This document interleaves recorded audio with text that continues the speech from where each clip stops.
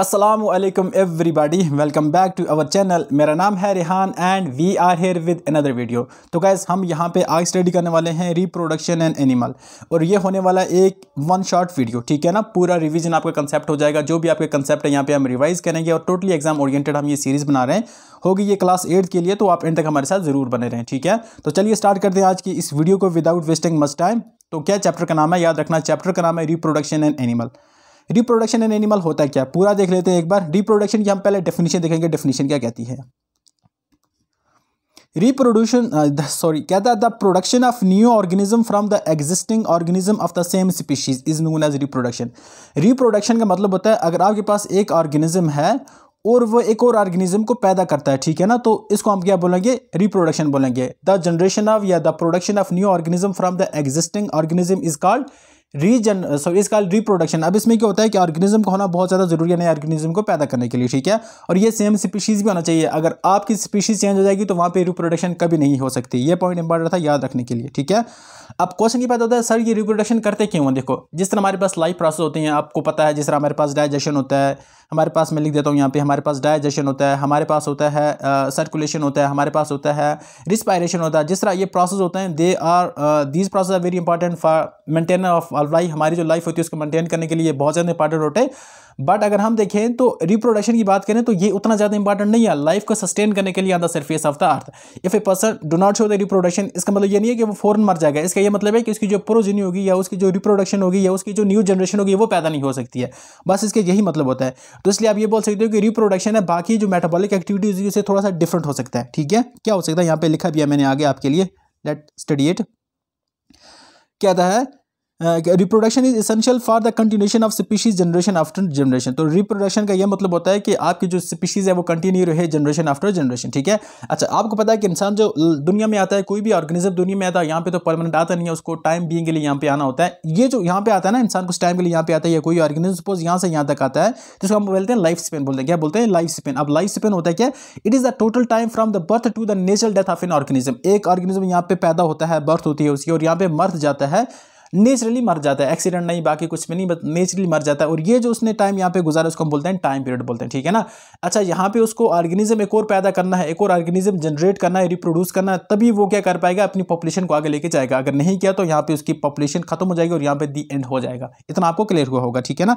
अच्छा, अब life Spain की बात करते हो, देखते हैं डिफरेंट ऑर्गेनिज्म का लाइफ स्पेन क्या होता है। मिसाल के तौर पर अगर मैं बात करूं बटरफ्लाई की, तो बटरफ्लाई की अगर लाइफ स्पेन की बात करें, मतलब डेथ से लेकर बर्थ से लेकर डेथ तक ये कितना टाइम जिंदा रहती है, तो ये रहती है 1 से 2 वीक तक जिंदा रहती है, ठीक है। चूहे की बात करें, माउस की बात करें, तो इसकी जिंदगी मैक्सिमम हो सकती है 4 साल। 4 साल के ऊपर चूहा नहीं जाता बेचारा।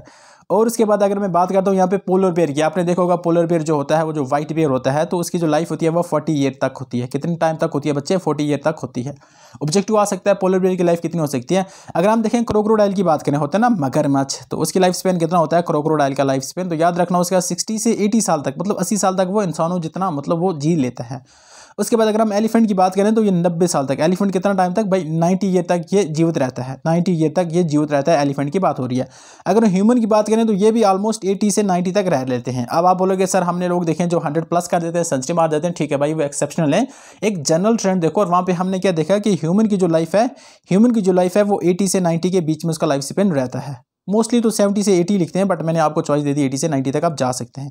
तो ये था रिप्रोडक्शन। सिंपल देखना ना, reproduction is a biological process. इसमें क्या होता है, एक ऑर्गेनिज्म न्यू ऑर्गेनिज्म पैदा करता है और वो सिमिलर होता है, ठीक है ना, बट ये होता है सेम स्पीशीज में। अगर आप स्पीशीज चेंज करेंगे तो फिर नहीं हो पाएगा। ऑलरेडी इसकी मिसाल मैं आपको इस तरह से देता हूँ। अगर हमारे पास एक घोड़ा है, ठीक है ना, एक हमारे पास हर्स है, ठीक है, HORSE, हर्स है, ठीक है ना। हर्स एक साइड और हमारे साइड मेयर होता है घोड़ा घोड़ी। अगर ये दोनों मैटिंग करें तो क्या बनेगा भाई, हमारे पास हर्सी बनेगा, HORSE, हर्सी, ठीक है ना। अगर क्या होता है भाई, अगर घोड़ा और गद्दा आपस में मैटिंग करते हैं, नहीं घोड़ा और गद्दा आपस में मैटिंग करते हैं तो वहां पे खच्चर पैदा होती है, ठीक है ना। अगर डोंकी की बात करूं, यहाँ पे मैं एक और लिखने की कोशिश करूंगा। अब मैं स्पीशीज चेंज कर देता हूँ। हमारे पास आता है डोंकी, अलग स्पीशीज है, DONKEY, डोंकी, प्लस अगर ये मैटिंग करता है मेयर के साथ, ठीक है ना, स्पेलिंग देख लेना, आई एम सॉरी फॉर दैट, तो ये बनाते हैं ये बनाते हैं, क्या बनाते हैं, मोल। क्या बनाते हैं, मोल। ये खच्चर जो होती है ना भाई, ये स्टेराइल होती है, मतलब इसमें रिप्रोडक्शन की कैपेसिटी नहीं होती है, मतलब ये फर्दर अपने बच्चे पैदा नहीं कर सकते, जो मोल होते हैं, जो खच्चर होती है, ठीक है। तो क्योंकि ऊपर हमने देखा ये डोंकी जो गधा होता है ये अलग जनरेशन, ये अलग स्पीशीज से है और मेल अलग स्पीशीज से है। जब ये दोनों मैटर करेंगे, जो इनका ऑफस्प्रिंग होगा वो इनफर्टाइल होगा। ये इंपॉर्टेंट है, ये बात याद रखना। अब हम देखते हैं कि भाई क्या क्या इंपॉर्टेंट है। मैंने क्या बोला कि सबसे इंपॉर्टेंट है कि maintenance of life on the earth, कि आपकी स्पीशीज को या आपकी लाइफ को अगर बरकरार रखना है तो आपको रिप्रोडक्शन करना बहुत जरूरी है, ठीक है ना। दूसरे नंबर पे अगर कोई भी स्पीशीज अपनी पॉपुलेशन इंक्रीज करना चाहती है तो उसके लिए भी मतलब रिप्रोडक्शन करना बहुत ज्यादा जरूरी है, ठीक है। ये बात याद रखना। ऑलराइट, आगे चलते हैं, पढ़ते हैं यहाँ पे यंग वंस क्या होता है या ऑफस्प्रिंग क्या होता है। ये भी इंपॉर्टेंट पॉइंट होता है, कभी कभी आ जाता है। The new born animal is called young spring. जो किसी भी ऑर्गेनिज्म के नए बच्चे होते हैं उनको क्या बोलते हैं, हम यंग स्प्रिंग बोलते हैं। The young ones of the animal is called off spring. अगर हम देखें जो एनिमल्स होते हैं, जानवरों के जो बच्चे उनको क्या बोलते हैं, हम ऑफ स्प्रिंग बोलते हैं। आप प्रोजेनी भी बोल सकते हो, ऑफ स्प्रिंग भी बोल सकते हो। एक और चीज़ यहाँ पे लग गया हो तो पढ़ लेते हैं, आपको एमसीक्यूज भी आ सकता है, देख लेते हैं। सेक्स सेल्स होते क्या हैं बच्चे, the reproductive cells are called sex cell. जो रिप्रोडक्टिव सेल्स होते हैं, ऐसे सेल जो रिप्रोडक्शन में हेल्प करते हैं, उनको हम क्या बोलते हैं, सेक्स सेल बोलते हैं। Sex cell are also known as, इनको गैमीट्स भी कहते हैं, और मेल और फीमेल गैमीट्स होते हैं, याद रखना। इनको क्या कहते हैं, गैमीट्स कहते हैं, और ये मेल और फीमेल गैमीट्स होते हैं। मेल गैमीट की बात करें तो उसका नाम होता है स्पर्म, और फीमेल गैमीट की बात करें तो उसका हम कहते हैं ओवम या एग। मेल गैमीट का नाम क्या होता है, उसका नाम होता है स्पर्म, और इसके लाइफ स्पेन देखें तो मतलब कितने दिन तक जिंदा रह सकता है, तो ये एट मैक्स 3 डेज तक जिंदा रह सकता है। अगर हम ओवम की बात करें तो ये 2 डेज तक जिंदा रह सकते हैं, इसके बगैर जिंदा नहीं रह सकता, अगर इसके पास फेवरेबल कंडीशन ना हो तब की बात कर रहा हूं मैं। ऑलराइट, इतना हो गया clear. Mail and female gametes को क्या कहते हैं, स्पर्म एंड ओवम कहते हैं। आगे चलते हैं, मूड्स ऑफ रिप्रोडक्शन पढ़ते हैं बच्चे। अब देखते हैं कि जो ये रिप्रोडक्शन होती है, मतलब ये जो प्रोसेस होती है नए बच्चे पैदा करने की, ये कितने की होती है, मतलब कितने तरह की होती है, कितने प्रकार की होती है। तो बेसिकली बच्चों ये 3 प्रकार की होती है, ये 2 प्रकार की होती है। क्या होती है, एक होता है सेक्सुअल रिप्रोडक्शन और एक होता है एसेक्सुअल रिप्रोडक्शन। देख लेते हैं ब्रीफली थोड़ा थोड़ा कौन कौन से होते हैं। पहले मैं बताता हूं आपको सेक्सुअल रिप्रोडक्शन क्या होता है। The production of a young one from 2 parents by the fusion of male and female gametes is called sexual reproduction. Sexual reproduction का मतलब है हमारे पास 2 पेरेंट है, एक पेरेंट आ गया ये और एक पेरेंट आ गया ये, ठीक है ना। जब ये आपस में क्या करेंगे, जब ये मैटिंग करेंगे तो इनके जो गैमीट्स होंगे वो मीट करेंगे, ठीक है ना। और इनके गैमीट की मीट करने की वजह से, फर्टिलाइजेशन की वजह से यहाँ पे पैदा होगा, नया बच्चा पैदा होगा, नया बेबी पैदा हो जाएगी, ठीक है। और हम ये देखते हैं ये जो होता है ये 100% आइडेंटिकल नहीं होता, मतलब सिमिलर नहीं होता पेरेंट्स की तरह। ये सिमिलर क्यों नहीं होते, क्योंकि इसके पास जो जीन होते हैं ना वो डिफरेंट पेरेंट्स से आए होते हैं, मतलब 50% यहाँ से कैरेक्टर आते हैं और 50% कैरेक्टर यहाँ से आते हैं। तो इसलिए हम क्या सकते हैं कि यहाँ पे वेरिएशन एग्जिस्ट करती है in case of sexual reproduction. आगे समझ आपको अच्छी तरह से याद रखना, सेक्सुअल रिप्रोडक्शन में 2 पेरेंट इन्वॉल्व होते हैं और एसेक्सुअल रिप्रोडक्शन में एक ही पेरेंट इन्वॉल्व होता है। सेक्सुअल रिप्रोडक्शन में सेक्स सेल इन्वॉल्व होते हैं जिसको हम कहते हैं गैमीट्स, स्पर्म एंड एग्स, और एसेक्सुअल रिप्रोडक्शन में ऐसा कुछ भी नहीं होता, वहाँ पे अलग तरीका होता है रिप्रोडक्शन का, ठीक है। आगे देख लेते हैं यहाँ पे कौन कौन सा करता है। अगर हम देखें तो ह्यूमन की बात करें, यहाँ पे ह्यूमन करते हैं सेक्सुअल रिप्रोडक्शन। डॉग की बात करें वो करता है, फ्रॉग की बात करें, फिश की बात करें तो यहाँ पे कौन सी रिप्रोडक्शन होती है भाई, सेक्सुअल रिप्रोडक्शन होती है। इतना हो गया। इसके अपोजिट बिल्कुल अलग क्या होता है, एसेक्सुअल रिप्रोडक्शन। ये कहता है the production of new organism from a single parent. एक ही पेरेंट से जब कोई भी नया बच्चा पैदा होता है तो या नया ऑर्गेनिज्म पैदा होता है उसको क्या बोलते हैं, मतलब एसेक्सुअल रिप्रोडक्शन। और याद रखना कि विदाउट इन्वॉल्वमेंट ऑफ सेक्सुअल, इसमें सेक्सुअल का इन्वॉल्वमेंट नहीं होता, ये जिसको हम बोलते हैं गैमीट्स का इन्वॉल्वमेंट नहीं होता, तो इसको हम बोल रहे हैं एसेक्सुअल रिप्रोडक्शन। आप एग्जांपल दे सकते हैं इसमें हाइड्रा और एम्यूबा। हमारे पास जो हाइड्रा है या एम्यूबा है ये एक एग्जांपल है किसकी, एसेक्सुअल रिप्रोडक्शन की। आगे समझ आपको। अच्छा, जो एसेक्सुअल रिप्रोडक्शन होते हैं ना, सपोज अगर ये एक ऑर्गेनिज्म है, अगर ये एसेक्सुअल रिप्रोडक्शन शो करता है तो इसका जो बेटा होगा वो सिमिलरली इसी की तरह होगा, ठीक है। इसका जो ऑफस्प्रिंग होगा या इसकी जो जनरेशन होगी, फ्यूचर जनरेशन, वो बिल्कुल एग्जैक्ट कॉपी होगी पेरेंट जनरेशन की। रीजन इसके पीछे एक ही है, क्योंकि डीएनए एक ही सोर्स से आ रहा है। डीएनए का मतलब है डीऑक्सीराइबोन्यूक्लिक एसिड, वो पेरेंट से आ रहा है। तो अगर सेम पेरेंट हैं तो इसका मतलब बच्चे भी सेम होंगे। एक पेरेंट है मतलब वही टूट कर आगे बन गया, तो इसका मतलब है सेम सब कुछ रहने वाला है। इतना clear, I hope so guys. Move on करते हैं आगे, नेक्स्ट टॉपिक को देख लेते हैं। अब आता है यहाँ पे मेल रिप्रोडक्टिव ऑर्गन। आपको हो सकता है वहाँ पे डायग्राम बनाना आ जाए, तो आप देख लें अच्छी तरह से डायग्राम किस तरह से बना पाएंगे। पहले इसको डिस्कस कर लेते हैं, मेल रिप्रोडक्टिव ऑर्गन है क्या। यहाँ पे आपको मिलेगा मेल रिप्रोडक्टिव ऑर्गन। यहाँ पे आप देखोगे तो ये जो डक्ट है ना भाई, इसको कहते हैं स्पर्म डक्ट कहते हैं। क्या कहते हैं, ये 2 आपको लिखेगा, ये 2 आपको निकलेगा, इसको क्या कहते हैं, स्पर्म डक्ट कहते हैं। ये डेफिनेटली आपको पता है पेनिस। एंड यहाँ पे आप देखेंगे बच्चे ये टेस्टिस है। क्या है बच्चे, ये टेस्टिस है। ओके, जब स्टडी करते हो तो बिल्कुल स्टडी की तरह स्टडी करो। ओके, शाबाश मेरे बच्चे। देखो ये था, आपको वहाँ पे अगर एग्जाम में बनाना पड़े तो आप डेफिनेटली ये 3 बना कर आओगे और इसके आपको मार्क्स अच्छे खासे मिलने के चांसेस हैं। अब आप देखते हैं इनके काम क्या क्या होते हैं, ये तो बहुत ज़्यादा इंपॉर्टेंट है भाई। यहाँ पे है आप थ्योरी की पार्ट आ जाता है। The male reproductive system consist of, अब मेल रिप्रोडक्टिव के जो सिस्टम होता है उसमें कौन कौन से ऑर्गन होते हैं याद रखना है। एक होता है टेस्टिस होते हैं, क्या होता है भाई, टेस्टिस होते हैं, स्पर्म डक्ट होते हैं और पेनिस होता है, ये तो हम सबको पता है। The testis produce male sex cells जिनको हम गैमेट्स कहते हैं, या जिसको हम क्या कहते हैं, स्पर्म कहते हैं। इनका दूसरा नाम क्या है भाई, हमने यहाँ पे देखा इनको स्पर्म भी कहते हैं। और याद रखना कि millions of sperms are produce by the testis. I am sorry, गला थोड़ा सा खांस रहा है, रियली सॉरी फॉर दैट। यहाँ पे एक देख सकते हो, यहाँ पे एक स्पर्म की हमने शक्ल लगा के रखी है। स्पर्म किस तरह से होता है भाई, इसको पूरी तरह से यहाँ पे देखो, अगर आप इसकी स्क्रीनशॉट लेना चाहते हो तो डेफिनेटली ले सकते हैं। ये कुछ इस तरह का होता है और इसके पीछे से एक टेल होती है। यहाँ पे आपको स्पर्म की टेल मिलेगी, ये मिडिल पोर्शन मिलेगा आपको, ये आगे से हेड मिलेगा एंड यहाँ पे आपको बीच में न्यूक्लियस मिलेगा। ये क्या है भाई हमारे पास, ये स्पर्म का एक जो स्पर्म होता है उसकी एक डायग्राम है समझ आपको अच्छी तरह से। आगे देख लेते हैं बच्चे। Sperm is very small in size and can be visible by microscope. अगर स्पर्म की बात करें जो सीमन के अंदर होता है तो वो बहुत ही ज़्यादा छोटा होता है और उसको हम किस में देख सकते हैं, सिर्फ माइक्रोस्कोप की वजह से ही देख सकते हैं। इस sperm is single cell with nucleus, cytoplasm and cell membrane. अच्छा, सेल में भी क्या होता है भाई, साइटोप्लाज्म होता है, न्यूक्लियस होता है और सेल मेम्ब्रेन होता है। ये भी बात याद रखना, जो स्पर्म के अंदर सेल होते हैं। Sperm has head, middle piece and tail, ये भी आप लिख सकते हैं। तो ये था सब किसके बारे में, ये था मेल रिप्रोडक्टिव पार्ट के बारे में। अब हम पढ़ेंगे फीमेल रिप्रोडक्टिव पार्ट। अब फीमेल में क्या क्या होता है ये भी देख लेते हैं, इंपॉर्टेंट है तो इसलिए हम ये स्टडी कर रहे हैं। कहते हैं it consist of the following organ. Ovaries होते हैं, ओविडक्ट्स होते हैं जिसको फ्लपी ट्यूब्स कहते हैं, एंड इसमें यूट्रस होता है। क्या होता है भाई, ओवरीज होती हैं, ओविडक्ट होते हैं और इसमें यूट्रस होता है। ऑलराइट, देख लेते हैं। इसमें ए फीमेल हैज़ 2 ओवरीज। इसमें कितने होते हैं बच्चे, ओवरीज होते हैं, 2 ओवरीज होते हैं। और जो ओवरीज होते हैं ना वो 14 डेज के बाद, एक महीने मतलब एक महीने में दोनों प्रोड्यूस कर देती हैं। तो साइकिल होती है 40 डेज के बाद। 40 डेज के बाद ये क्या, ओवम प्रोड्यूस करती हैं। 40 डेज के बाद एक पैदा करेगी, फिर नेक्स्ट 14 डेज के बाद दूसरी पैदा करेगी, फिर नेक्स्ट 14 डेज के बाद पहली वाली, फिर सेकंड वाली, फिर पहली वाली, फिर सेकंड वाली, फिर पहली वाली, फिर सेकंड वाली। तो ये साइकिल चलती रहेगी। और एक वन वर्ड में अगर मैं बताऊँ आपको इस तरह से, तो यहाँ पे आप देख सकते हैं, a female has 2 ovaries and each ovary produce female sex cells और gametes, eggs called ovum. One matched egg is release into the oviduct every month by one of the ovaries. ठीक है ना, हर महीने में एक बार क्या होती है, मतलब वो रिलीज करता है, ओविडक्ट रिलीज करता है, सॉरी एवरी मंथ में, हर महीने में एक बार। ठीक है, ये भाई याद रखना। 14 डेज का मतलब होता है फ्रॉम 14 डेज। यहाँ पे मैंने आपको यहाँ पे मिसाल दी थी ना, 14 डेज क्या यहाँ पे था, दर्शाता था। फॉर एग्जांपल जो मेंसेस होती है फीमेल को, जो मेंस्ट्रुअल साइकिल होती है, उसके 14 डेज बाद ये ओवम का रिलीज होता है। ये जो 14 डेज के बाद क्या होता है, ओवुलेशन कहते हैं, OVALUTION। ओवुलेशन का मतलब है the releasing of egg from the female. ठीक है ना, ये किसके बाद होती है भाई, ये जो होती है मेंस्ट्रुअल साइकिल के 14 डेज के बाद ये होता है। ठीक है, एंड फिर उसके बाद 14 डे रेस्ट, फिर उसके बाद मतलब महीने में एक बार होता है आपको एग रिलीज होता है। ठीक है, आए समझ आपको अच्छी तरह से, इसमें कोनो कन्फ्यूजन नहीं बचे। चलो आगे क्या है भाई, the fertilization of the egg by the sperm take place in the oviduct. अगर हम देखें तो जो फर्टिलाइजेशन होती है वो कहाँ पे होती है, ओविडक्ट में ही होती है। ठीक है ना, जिसको फ्लैपेन ट्यूब भी कहते हैं। Both oviduct is connected to the big bag like structure called uterus. और ये क्या होता है, एक किस में कनेक्टेड होते हैं, यूट्रस में, जिसको हम कभी कभी वॉम भी कह देते हैं। The growth and the development of fertilized egg into a baby take place in the uterus. तो जो बच्चा पैदा होता है ना किससे, वो जो हमारे पास जायगोट होता है, उससे जो बच्चा पैदा होता है वो कहाँ पे होता है, वो यूट्रस के अंदर ही होता है। Like sperm an egg is also a single cell with nucleus and cytoplasm. कहता है कि जिस तरह आपको एग, अगर हम सेल देखें तो जिस तरह हम स्पर्म देखें वो एक होता है, सिंगल होता है और उसमें एक न्यूक्लियस होता है, एक साइटोप्लाज्म होता है। सिमिलरली अगर हम ओवम की बात करें तो उसमें भी एक ही न्यूक्लियस होता है और एक ही ये सब कुछ होता है। यहाँ पे डायग्राम अच्छी तरह से बनाई गई है। यहाँ पे आप देखोगे ये फीमेल रिप्रोडक्टिव पार्ट है, तो आप देखोगे यहाँ पे ये होती हैं ओवरीज, ये आपको बनेगा ओविडक्ट बनेगा और ये नीचे आपको यूट्रस मिलेगा। ठीक है ना, ये क्या है, यूट्रस फिर से बता देता हूँ, एक बार देख लेना। ऑलराइट, ये जो वाले पोर्शन है ये होंगे ओविडक्ट। उसके बाद ये जो आपको सफेद सफेद नजर आ रहे हैं इसको हम क्या बोलते हैं, ओवरीज बोलते हैं। और ये जो बीच वाला होता है पोर्शन इसको क्या बोलते हैं, ओविडक्ट बोलते हैं। कि इतना क्लियर हो गया। और ये एक ओवम की एग की, सॉरी ये ओवम होता है, ये एग होता है, उसकी एक शक्ल आपको दिखाएगी, अंदर न्यूक्लियस है और बाहर एक सरफेस आपको मिलेगी, ये है cytoplasm.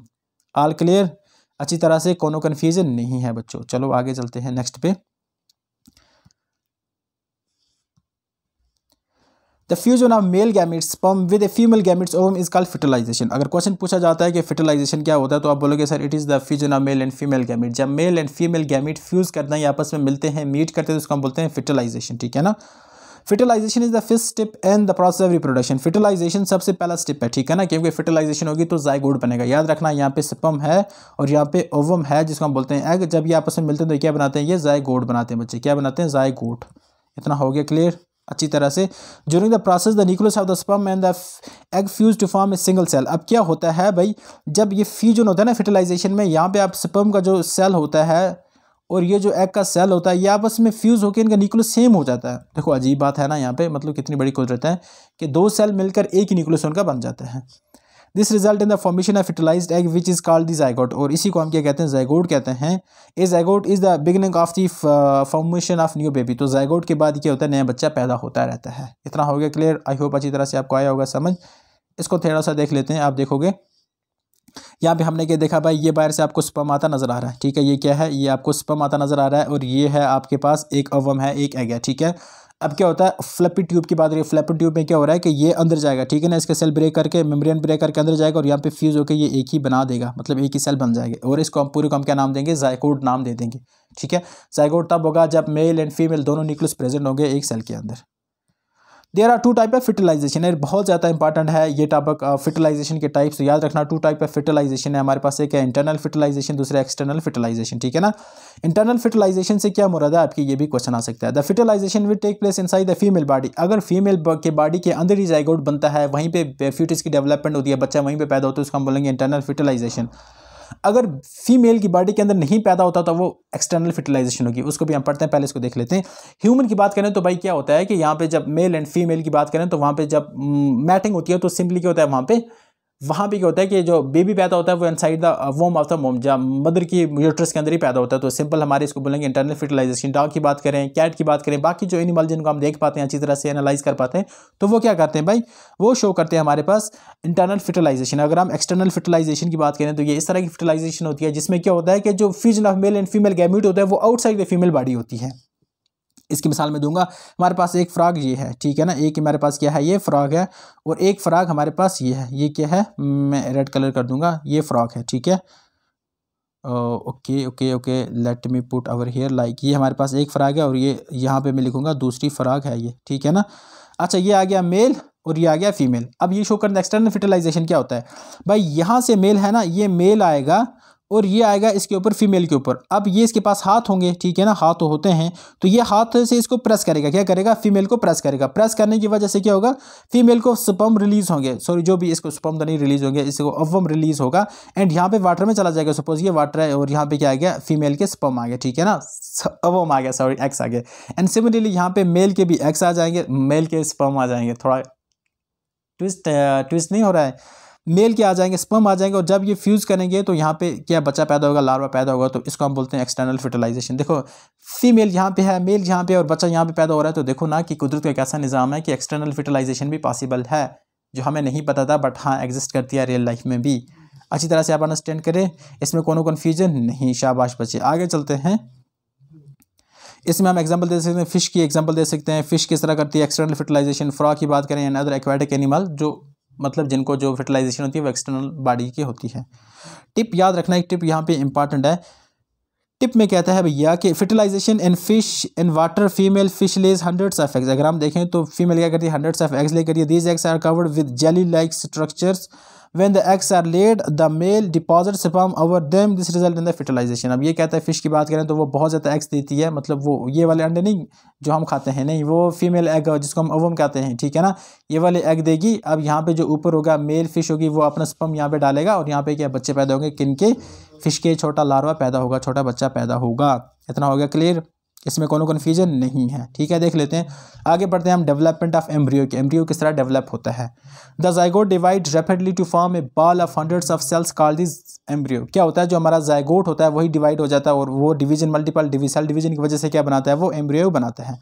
Now the embryo moves down the oviduct enter into the uterus. अब ओविडक्ट से वो कहाँ पे आता है, ऊपर आपने देखा था ये था ओविडक्ट्स, यहाँ पे था ना इस तरह से ओविडक्ट्स, इस तरह का था, हमने बनाया था, यहाँ पे थी ओवरीज, यहाँ पे थी ओवरीज, यहाँ पे फ्यूजन हुई थी मेल एंड फीमेल गैमेट्स की, ठीक है ना, सपोज यहाँ पे हुई थी। तो जब ये किस में, ज़ाइगोट किस में आता है, यूट्रस में आता है, बेबी को डेवलपमेंट के लिए, ठीक है ना, है समझ आपको। The embryo get embedded in the wall of the uterus for the further development and gradually body part such as hands, legs, head, eyes, ears get developer. तो आस्ते आस्ते बच्चे के ये सब जो बॉडी पार्ट होते हैं ये डेवलप करना शुरू कर देते हैं। This stage of the embryo is called the foetus and when the development of the foetus complete a baby is born. तो ये जो होता है जहाँ पे बॉडी के पार्ट डेवलप होते हैं, स्टेज को हम फीटस कहते हैं, and after the completion of the body part क्या होता है, जब बच्चा पैदा होता है उसको हम क्या बोलते हैं, चिल्ड्रन बोलते हैं, ठीक है ना। इतना हो गया क्लियर अच्छी तरह से। अच्छा ये देख सकते हैं आप, हमारे पास यहाँ पे है जायगोट। जायगोट में आपको मेल एंड फीमेल दोनों यहाँ पे न्यूक्लियस मिलेंगे और उसके बाद क्या होता है, मल्टीपल डिवीजन की वजह से ये बनाते हैं एम्ब्रियो, और एम्ब्रियो के बाद क्या बनता है, ये फीटस बनता है। अच्छा एक और बात याद रखना कि 90% जो भी एनिमल है हमारे पास, अगर आप फिश की बात करें, हमारे पास फ्रॉग की बात करें, नहीं फिश की बात करें, उसके बाद माउस की बात करें या ह्यूमन की बात करें, तो इनका जो एम्ब्रियो होता है वो सेम होता है, ठीक है ना। ये एक माना जाता है, एक एविडेंस माना जाता है फॉर इवोल्यूशन के लिए। जो इवोल्यूशन की थ्योरी पे बिलीव करते हैं ना, वो एम्ब्रियो को भी पेश करते हैं एज एन एविडेंस। कभी डिटेल में पढ़ेंगे जब हायर क्लास में आप जाएंगे तब की बातें हैं, ठीक है। यहाँ पे एक छोटा सा इंपॉर्टेंट पॉइंट है, यहाँ पे आपने देखा ना, पहले जाइगोट फिर एम्ब्रियो फिर क्या बनता है, पहले एम्ब्रियो जाइगोट फिर एम्ब्रियो फिर फाइनली फीटस बच्चा पैदा हो गया, और ये बच्चा है मदर्स के यूट्रस में, ठीक है ना। ये बहुत ज़्यादा इंपॉर्टेंट है, इसको हाईलाइट करके आप याद रखेंगे। क्या कहता है विविपोरस, क्या होता है भाई viviparous, the animal which give birth to young ones are called viviparous. ऐसे ऑर्गेनिज्म जो बच्चे पैदा करते हैं उनको क्या बोलते हैं, विविपोरस कहते हैं। एग्जांपल में आ जाएगा ह्यूमन, आ जाएगा डॉग, आ जाएगा cat, lion, elephant, cows and human. जो ऑर्गेनिज्म बच्चे पैदा करते हैं उनको कहते हैं विविपोरस, और जो ऑर्गेनिज्म अंडे देते हैं और अंडों से बच्चे पैदा होते हैं उनको क्या कहते हैं, ओविपेरस। क्या कहते हैं, ओविपेरस। विविपेरस एंड ओविपेरस आए समझ आपको। Animals which lays eggs from which young ones are hatched later and called oviparous. Example bird आएगा, फिश आएगा, लेजर्ड आएगा, फ्रॉग आएगा, स्नेक आएगा, क्रोकोडाइल आएगा एंड ईटीसी आ जाएगा। विविपोरस एंड ओविपेरस आ गया ना। ओवी का मतलब होता है एग्स, ओवल जैसे ना, एग्स पैदा करते हैं, और अगर हम विवि की बात करें तो ये सीधा बच्चे पैदा करते हैं। इतना ही होप कि आपको अच्छी तरह से समझ आया होगा, इसमें कोनो कन्फ्यूजन नहीं, 100% ठीक है। तो चलो आगे पढ़ लेते हैं, आगे क्या है देख लेते हैं। अब हमें यहाँ पे डिस्कस करना है मेटामॉर्फोसिस होता क्या है, ठीक है ना। ये स्टार्ट कर रहा है विद एक अंडरस्टैंडिंग से कर रहा है कि there are many animals whose young ones are similar to the adult, ठीक है। बहुत ज़्यादा एनिमल होते हैं जिनके जो बच्चे वो पेरेंट्स की तरह होते हैं।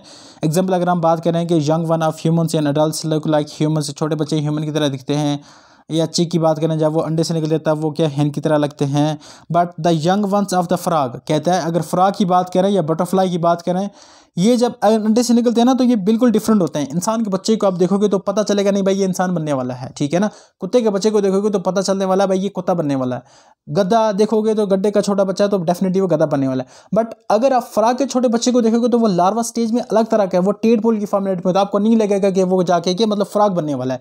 तो जब अडल्ट बिल्कुल पेरेंट्स से डिफरेंट होते हैं ना, तो इस स्टेज को हम मेटामॉर्फोसिस भी कहते हैं। क्या कहते हैं, मेटामॉर्फोसिस कहते हैं, ठीक है। देख लेते हैं, कहते हैं द यंग वन, कहता है the young one of the frog is called tadpole. Frog के जो यंग वन होते हैं उसको टेडपोल कहते हैं या लार्वा कहते हैं। Which undergoes drastic change to form a frog, this is called the metamorphosis. मैं सिंपल एक और बात कर देता हूँ, मेटामॉर्फोसिस होता है क्या, याद रखना। मेटामॉर्फोसिस एक ऐसी प्रोसेस होती है जिसमें किसी भी ऑर्गेनिज्म का यंग वन जो उसका बच्चा होता है वो इनिशियली उसकी तरह नहीं होता है, बट रैपिड चेंजेस या बड़ी चेंजेस की वजह से वो अपने पेरेंट की तरह दिखना शुरू हो जाता है। इसको हम बोलेंगे मेटामॉर्फोसिस बोल देंगे। हो गया इतना क्लियर अच्छी तरह से। ह्यूमन में ज़्यादा चेंज नहीं आती क्योंकि ह्यूमन के बच्चे ह्यूमन की तरह होते हैं। बट अगर आपने वो खेतों में गए होते तो वो आपने वो छोटे छोटे ब्लैक ब्लैक देखे होंगे जो घूमते हैं ना, वो इस तरह के होते हैं यार, वो इस तरह के आँख होते हैं यहाँ पे, वो इस तरह से घूमते रहते हैं, ठीक है ना। आई होप अगर आप वो जो इस तरह के होते हैं, मोस्टली गांव वाले लड़के तो मोस्टली जानते होंगे, वो होते हैं ना, वो असल में फ्रॉग होते हैं ना, उसके टेडपोल होते हैं, मतलब उसके लार्वा होते हैं, और उनका अचानक से चेंज हो जाना, किसमें, फ्रॉग में चेंज हो जाना, इस प्रोसेस को हम क्या बोलेंगे, मेटामॉर्फोसिस बोलेंगे। इतना हो गया क्लियर अच्छी तरह से, कोनो कन्फ्यूजन नहीं है। देख लेते हैं नेक्स्ट हमारे पास क्या है। यहाँ पे मैंने पूरा आपको बता रखा है, ठीक है ना। यहाँ पे देखो सबसे पहले क्या होता है, एग फ्रॉग क्या कर दिया भाई, एक्स देती है, यहाँ पे एक्स आ गया। इसके बाद क्या बनता है, एम्ब्रियो बनता है। एम्ब्रियो से क्या बनता है, टेडपोल निकलते हैं। टेडपोल देखो इनकी शक्लें देखो, ये क्या होता है, टेडपोल विद 2 लेग्स, और यहाँ पे टेडपोल विद 4 लेग्स, और यहाँ पे यंग फ्रॉग बन जाती है। अब इमेजिन करो, मतलब ये वाला फ्रॉग बनने वाला है भाई, और ये वाला आगे जाके फ्रॉग बनने वाला है। तो इस तरह की अजीब व भयानक शक्ल जब अचानक से फ्रॉग बन जाती है, इसका मेटामॉर्फोसिस ही कहते हैं।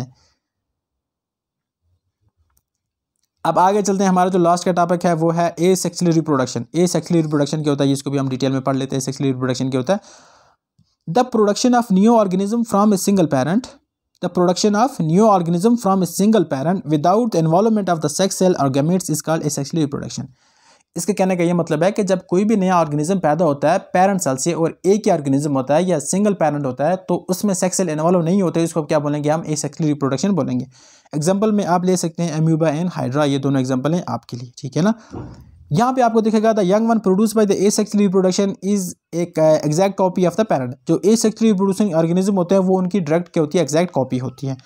टू मोस्ट कॉमन अगर हम देखें तो इसमें क्या क्या है, एक आ जाता है बाइनरी फिशन आ जाता है और एक आता है आपके पास बडिंग आ जाता है। यहाँ पे ये जो प्रोसेस है पूरा मैं आपको यहाँ पे करके दिखाने वाला हूँ किस तरह से ये होता है, ठीक है। मैं यहाँ पे बेटर करूँगा। देखो एक ऑर्गेनिज्म है, उसका नाम है अमीबा। भाई मैं यहाँ पे ले आता हूँ, अमीबा कुछ इस तरह का होता है, आपको दिखा, ठीक है ना। अमीबा ये है, इसके अंदर क्या है, सेल है। अब क्या होता है, अमीबा थोड़ा सा एनलार्ज होता है, जब इसको नया बच्चा पैदा करना होता है तो ये क्या करता है भाई, थोड़ा सा एनलार्ज होता है, मतलब थोड़ा सा लंबा हो जाता है। एंड यहाँ पे अमीबा क्या हो गया, एनलार्ज हो गया, ठीक है। बच्चे क्या हो गया, एनलार्ज हो गया, ठीक है ना। अब क्या होगा, इसका जो न्यूक्लियस होगा वो ब्रेक होना शुरू हो जाता है। क्या होता है, न्यूक्लियस ब्रेक होना शुरू हो जाता है। तो यहाँ पे थर्ड स्टेज में हम क्या करेंगे, इसको और एनलार्ज करने की कोशिश करेंगे।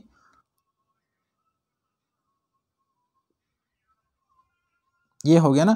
और न्यूक्लियस को अगर हम देखें तो ये इतना लंबा स्ट्रेच हो जाता है, ठीक है ना। अब इसका ब्रेक होना तय होता है। तो फोर्थ स्टेज में क्या होता है भाई, यहाँ पे अगर हम देखें फोर्थ स्टेज में यहाँ पे लगाऊंगा तो ये न्यूक्लियस इसका ब्रेक होके और यहाँ पे एक यहाँ पे अमीबा यहाँ पे बन जाएगा और नेक्स्ट अमीबा यहाँ पे चला आएगा। आ गया समझ आपको अच्छी तरह से। तो ये प्रोसेस को हम क्या बोलेंगे, इस प्रोसेस को हम बोलेंगे बाइनरी फिशन, ठीक है ना। इसमें हमने क्या देखा कि भाई एक ऑर्गेनिज्म डिवाइड हो रहा है ना, बीच में से बाइनरी का मतलब है दो ऑर्गेनिज्म पैदा कर रहे हैं। When an organism split into two organism, in case of asexual reproduction, it is called binary fission। आया समझ आपको। अच्छा, बाइनरी फिशन में मल्टीपल फिशन भी होता है, उसमें आपको जाने की जरूरत नहीं है, बस आपको जो बेसिक है वो आप याद रखो। अब क्वेश्चन ये बात होता है, ये जो होता है ना बच्चे, इसको हम कहते हैं सीडोपोडिया। क्या कहते हैं इसको, सीडोपोडिया। सीडोपोडिया होते हैं प्लांट अमीबा के अंदर। ये इसको हेल्प करता है किसमें, मूवमेंट में, या तो फूड को कैप्चर करने में ये हेल्प करता है सीडोपोडिया। ये वाले इसके जो टेढ़े टेढ़े होते हैं, या तो फूड कैप्चर करता है, जैसे जब लोकोमोशन मतलब एक जगह से दूसरी जगह जाना होता है तो इनकी हेल्प करते हैं। आया समझ आपको। ये जो अंदर होता है ना, ये जो स्पेस है आपको व्हाइट स्पेस नजर आएगी, इसको हम कहते हैं साइटोप्लाज्म। क्या कहते हैं, साइटोप्लाज्म। और ये जो आपको ब्लैक मोटा नजर आएगा, इसको हम कहते हैं न्यूक्लियस। इतना हो गया क्लियर अच्छी तरह से, इसमें कोनो कन्फ्यूजन। तो यहाँ पे आपको पूरा मिलेगा। हमने क्या किया, पेरेंट सेल हमारे पास है, देख लेते हैं एक बार फिर से। पेरेंट सेल है, यहाँ पे न्यूक्लियस एनलार्ज हो जाएगा, यहाँ पे क्या होगा, न्यूक्लियस डिवाइड हो जाएगा और यहाँ पे अलग से दो बच्चे पैदा हो जाएंगे, ठीक है। सिमिलरली हाइड्रा की बात करें तो हाइड्रा में किस तरह से होता है, हाइड्रा की बात करते हैं। हाइड्रा में देख लेते हैं, budding and asexual reproduction in which small part of the body of a parent organism grows out as the bud which then detached and become a new organism. बिल्कुल आसान है, बता देता हूँ किस तरह से होता है। ये तरीका तो मैं बता सकता हूँ आपको, ठीक है। यहाँ पे लिखा हुआ है, डेफिनेटली यहाँ पे लिखा हुआ है, तो हमें बताने की जरूरत नहीं है। हमारे पास एक प्लांट है, इसका नाम है हाइड्रा। देखेंगे यहाँ से लेकर नीचे तक आपको क्या मिलेगा, एक हाइड्रा प्लांट मिलेगा। मिला आपको अच्छी तरह से, देख रहे हैं ना आप। अच्छा, आप देखोगे कि यहाँ पे इसको एक छोटा सा बड यहाँ से निकला हुआ है ना, यहाँ से एक छोटा सा बड आपको निकला हुआ दिखा हुआ नजर आएगा। ये एक है छोटा सा बड, ठीक है, यहाँ पे आप देखोगे। अच्छा, ये बड आस्ता आस्ता बड़ा हो रहा है ना, और विद पैसेज ऑफ टाइम जब ये डिटैच होकर नीचे गिर जाएगा तो यहाँ से एक न्यू ऑर्गेनिज्म पैदा हो जाएगा। और ये अगर हम अगले स्टेज में इसको मैं लेके जाऊँ तो ये कुछ इस तरह से बन जाएगा। ये कुछ ओके, पेन का इस्तेमाल करता हूँ, ये कुछ इस तरह से, और यहाँ पे ज़मीन है तो यहाँ पे एक ऑर्गेनिज्म बन जाएगा, ठीक है ना। तो ये मैं यहाँ पे ले आया तो ये नया हाइड्रा बन जाएगा। आई होप हाइड्रा के अंदर किस तरह से होती है। तो याद रखना, हाइड्रा में क्या होता है कि बॉडी पार्ट से एक प्लांट पूरा था, यहाँ पे इसकी छोटी सी बॉडी निकली, बॉडी थोड़ी सी बड़ी हुई, ये जो बड बड़ा होता गया तो फाइनली डिटैच हो गया। डिटैच का मतलब है गिर कर नीचे, मतलब जुदा होकर नीचे गिर जाना, तो ये जुदा हो जाएगा और फिर क्या नया ऑर्गेनिज्म बना देगा। इतना हो गया क्लियर अच्छी तरह से। एंड अब देख लेते हैं लास्ट का टॉपिक जो हमारे पास है, वो है क्लोनिंग। बहुत ही इंपॉर्टेंट टॉपिक है, क्लोनिंग क्या होती है याद रखना। इसमें क्वेश्चन आ सकता है क्लोनिंग का मैकेनिज्म, क्लोनिंग का प्रोसेस। क्लोनिंग क्या मतलब है, cloning the production of an exact copy of an animal. किसी भी एनिमल की एग्जैक्ट कॉपी को पैदा करना, ऑर्गन और सेल इज कॉल्ड क्लोनिंग, ठीक है ना। मिसाल के तौर पर मेरे पास एक ऑर्गेनिज्म है, देख लो, तो एक ऑर्गेनिज्म ये है और ये बीच में से इस तरह से है। मैं क्या करता हूँ, इसको अच्छी तरह से बनाता हूँ। ये बीच में से यहाँ पे इसको एक ये है और यहाँ पे एक ट्रायंगल है, इसकी एग्जैक्ट कॉपी पैदा करना, ठीक है। ये इस तरह का एग्जैक्ट बना देना, इसको क्या बोलेंगे हम, इसको हम बोलेंगे क्लोनिंग बोल देंगे। आया समझ आपको। क्लोनिंग का मतलब है exact copy of an organism और any part of the organ और ए सेल, उसको हम बोलेंगे क्लोनिंग बोल देंगे। यहाँ पे मैंने ऑलरेडी आपको एक्सप्लेन कर दिया क्लोनिंग क्या होता है। The new organism which is produce is called clone. और जो नया ऑर्गेनिज्म पैदा होता है उसको हम कहते हैं क्लोन कहते हैं। सिमिलरली क्या होता है, जो क्लोन में होते हैं मल्टीपल फीचर्स भी हो सकते हैं। जिस तरह आपके पास जीबी है या व्हाट्सएप है, सिंपल बात करते हैं, जी व्हाट्सएप है, ठीक है ना। एक और व्हाट्सएप आ जाता है, एक होता है व्हाट्सएप आ जाता है और एक होता है जीबी व्हाट्सएप आ जाता है। तो जीबी व्हाट्सएप देखें तो असल में व्हाट्सएप की क्लोन है, उसकी कॉपी है, ठीक है, क्योंकि व्हाट्सएप पहले मार्केट में आया है। तो क्लूनिंग, जो क्लून होता है ना वो डॉटर होता है, मतलब वो पेरेंट नहीं बन सकता है। This is the method of asexual reproduction. और क्लूनिंग क्या होता है? एसेक्सुअल रिप्रोडक्शन होते हैं। The clone is the exact copy of their parent. याद रखना ये एग्जैक्ट कॉपी होता है देयर पेरेंट की। The first clone animal was sheep name Dolly. अगर हम देखें तो ये इस पर एमसी क्या आ सकता है कि फर्स्ट क्लून जो पैदा हुआ था उसका नाम क्या था? उसका नाम था, याद रखना, वो था, उसका नाम डॉली था। क्या नाम था उसका? डॉली था। और वो कब पैदा होता है? वो पैदा होता है 5 जुलाई 1996 के अंदर। इसको पैदा किया गया था लेबोरेटरीज के अंदर, इसको बनाया गया था, तो इसका नाम डॉली रखा था। अब ये उसका पूरा मैकेनिज्म आपको एग्जाम में नहीं आएगा कि डॉली किस तरह बनाया गया, यहाँ पे आप देख सकते हैं। डेफिनेटली यहाँ पे आपको अच्छी तरह से इन्फॉर्मेशन इसके बारे में मिल जाएगी, ठीक है। और इसी के साथ ये होता है हमारे यहाँ पे एंड। और ये थी हमारी one shot complete video on reproduction and animal. I hope आपको ये वीडियो अच्छी तरह समझ आई होगी। देखो, अगर आपको साइंस का गेस्ट पेपर चाहिए, हमने साइंस का गेस्ट पेपर ऑलरेडी अपलोड कर दिया। उसके लिए आपको जाना पड़ेगा educate all, EDUCATE, educate all, साथ में RAASHADZ। यहाँ पे आप जाएंगे तो यहाँ पे आपको डेफिनेटली साइंस का गेस्ट पेपर मिल जाएगा, ठीक है। वहाँ पे जब आप पूरा साइंस का आपको कौन कौन से क्वेश्चन आएंगे हमने पूरी डिटेल में ऑलरेडी अपलोड कर दिए। और बाकी भी जो इसके वन शॉट वीडियोज आएंगे वो भी हम वहाँ पे डालते रहेंगे, इस चैनल पे भी डालेंगे। तो डेफिनेटली आप दोनों चैनल पे विजिट करते रहो लगातार। तो मिलते हैं नेक्स्ट वीडियो में, नेक्स्ट मैराथन में। तब तक के लिए अल्लाह हाफ़िज़, have a nice day. Thank you guys.